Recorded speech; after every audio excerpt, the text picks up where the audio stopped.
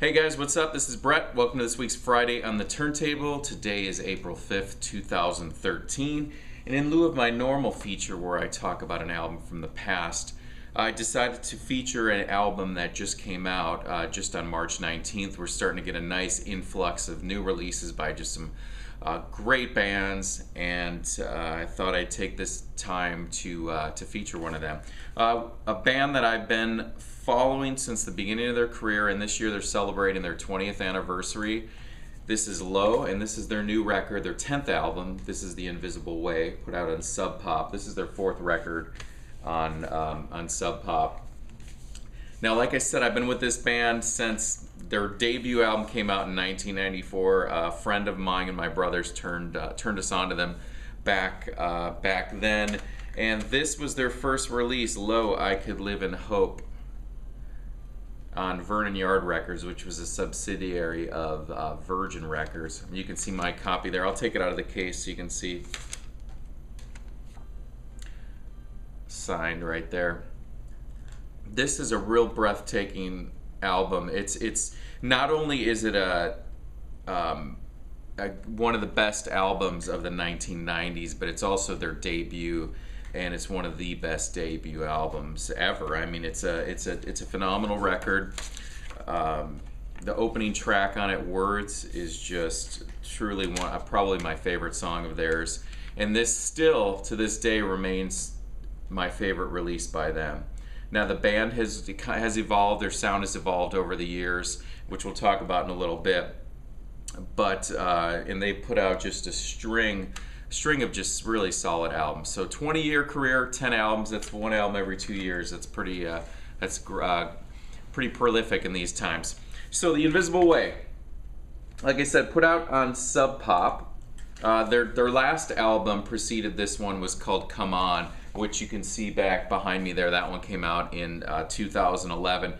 So I don't really like to review an album or give an opinion on an album until I've had some time to digest it. And I've listened to it since I got it this past Monday. I listened to it every single day, and it's grown, and it's getting better and better the more that I hear that. It opens up with just a fantastic opening track, Plastic Cup, which is kind of if I had to describe the lyrics, it's about being drug tested and peeing into the cup, and then the cup is disposed of, and then people finding it years and years later and wondering what this plastic cup is. It's a relic from the past. What was it used for?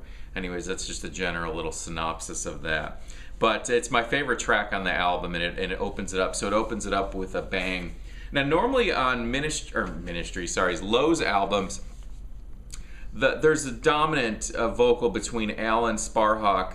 He usually sings most of the tracks, and his wife Mimi Parker, who plays drums and also sings, she usually sings sings harmonies, and she'll occasionally have a lead on a couple. On this one, she's the more predominant singer. She sings lead on 5 tracks, Alan on 4, and then there's like co-vocals on 2 songs. The album is produced by Jeff Tweedy. For those of you that don't know the name Jeff Tweedy, he's the guy from Wilco. So he's the singer, also was a member of the band Uncle Tupelo. Has a recording studio in Chicago, and I believe that's where the band recorded this one. So opens up with Plastic Cup, really great track.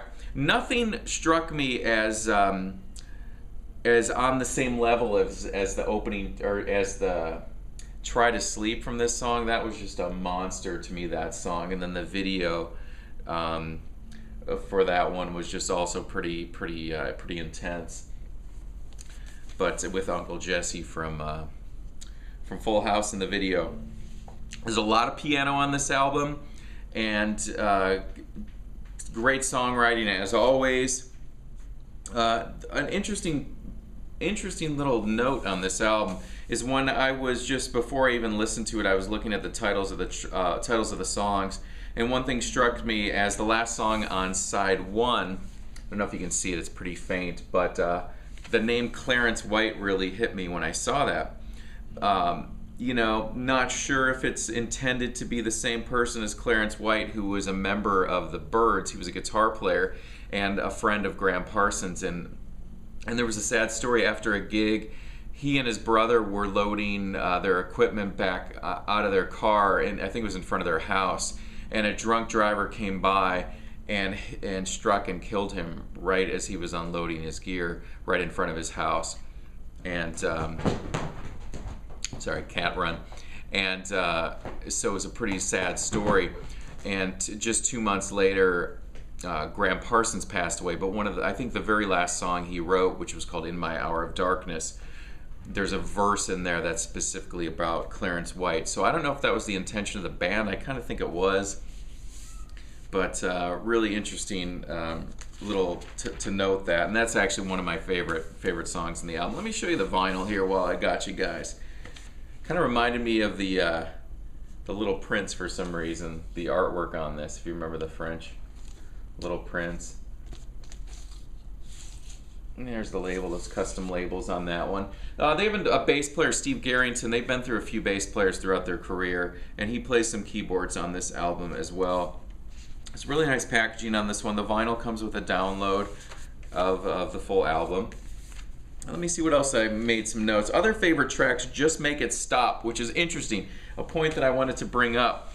The tempo on Just Make It Stop is probably, for those of you that are familiar with Low, you'll know from their first album, I Could Live in Hope, and then their first several releases that kind of fit in what was called slowcore, and the tempos of the songs very slow, very atmospheric. The song Just Make It Stop from The Invisible Way is at least double the tempo from any track on their first album. So I thought that was kind of interesting as I was listening. I was like, wow, that's such kind of a change. But their sound has evolved, but it's not so far away from where they began. It's not such a drastic difference. It just sounds like a natural progression for the band. People always say, oh, they're not like they used to, but bands change, bands grow. If you like them, you just trust that, hey, they're doing this is what they're doing. If you don't like it, you don't like it, but I think they have not put out a bad album, and I think this album I definitely recommend picking it up. Other favorite track called Mother. Only track that I was a little bit tentative on is called On My Own. There's a reoccurring vocal theme, Happy Birthday, that gets a little bit tedious after a while. The track Holy Ghost is kind of an interesting one. It's sung by Mimi, and I guess the way I would describe it is it sounds hymnal. You could kind of see it performed in a church or that type of setting. It's very spiritual. And definitely, I don't think that's a surprise to Low fans. I think it's a theme that runs throughout a lot of their work. The track Mother in 6/8 time acoustic, nice piano, bass accents. Let me see here. What else did I want to say? Yeah, so I'm going to talk a little bit about some other things related to Low. If I didn't mention before, they're from Duluth, Minnesota, and like I said, I got exposed to them back in 1994, and then I had seen them on the tour for this album, which was their second album, which is in the similar vein to their debut.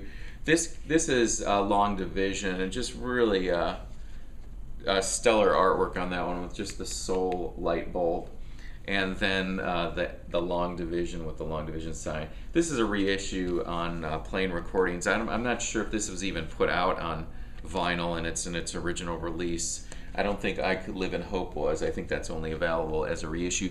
But I saw them back then, and I pulled the ticket stub out because it was such an unusual pairing, and I've talked about this before, but they played at a club here in Tempe that's no longer open, called Gibson's. And it was on September 30th, 1995, and they opened up for a band called Soul Coughing. Tickets a little bit faded. 98 KUPD Phoenix station there. How much was this show? $5. My memory of that show was my brother and I, we went specifically just to see Low. I wasn't a fan of Soul Coughing. I wasn't very familiar with them. But it was the Low's opening set. It was so mellow. People were just sitting on the floor watching them. And then just out of nowhere, what was, I think, a Big Gulp, or one of those gas station fountain drinks, huge, comes and hits the singer in the side of the head during the song. And it was just such a bizarre, I mean, it was such a mellow moment. He gets hit, his wife comes storming out from the drum set, starts screaming at the guy. Anyways, it was just crazy. But they were a great live band. I got to catch them again, I think it was in 2005 when they were touring for The Great Destroyer. I saw them again down in Tucson at a club called Club Congress.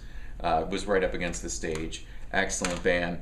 So, if I had to recommend an album to start with from Low, definitely pick up the new one, but go back to the beginning. I Could Live in Hope. Seriously, I cannot recommend this one enough. It's such a great album. I'll show you a couple other things while I have them out. This was a little EP. I have it playing in the background. This is Transmission. This came out after their second album, and it's pretty hard to find. I found this up in Seattle a couple summers ago. I'd always wanted to find it but never did. But it's notable because it has a really slow version of Joy Division's Transmission. Another one I really recommend is The Curtain Hits the Cast. This is from '96. This is kind of their first trilogy, their first 3 albums. This was the third. The song Over the Ocean, wow, just seriously amazing. This has also been reissued. I found this little flyer here as I was digging around, and I didn't go to this show. I don't know why I didn't go to this show, and I don't even know what year this was, but it's from April 23rd at a club that's no longer here called Nita's Hideaway. Nita's Hideaway was owned by the same people who now own the Crescent Ballroom in Phoenix, who my band Audra is playing there this coming Sunday. But the flyer shows Low, it shows Cursive, Dee Dee Ramone, Steve Malkmus, Calexico, yeah, bunch of bands there. The Donnas. And then one other album I wanted to show you guys was this one. This is Trust. This is also excellent. This was put out on the Cranky label, which was the second label the band was on. And this track, the track In the Drugs, I Close My Eyes Like Marvin Gaye is the line in there. They performed that when I saw them in Tucson back in '05, and that just blew me away. So, with that said, let me just show it one more time here. This is Low, The Invisible Way, 2013 on Sub Pop Records. Recommend. Guys, been really enjoying this one. So thanks for watching. I'll talk to you guys soon. Bye.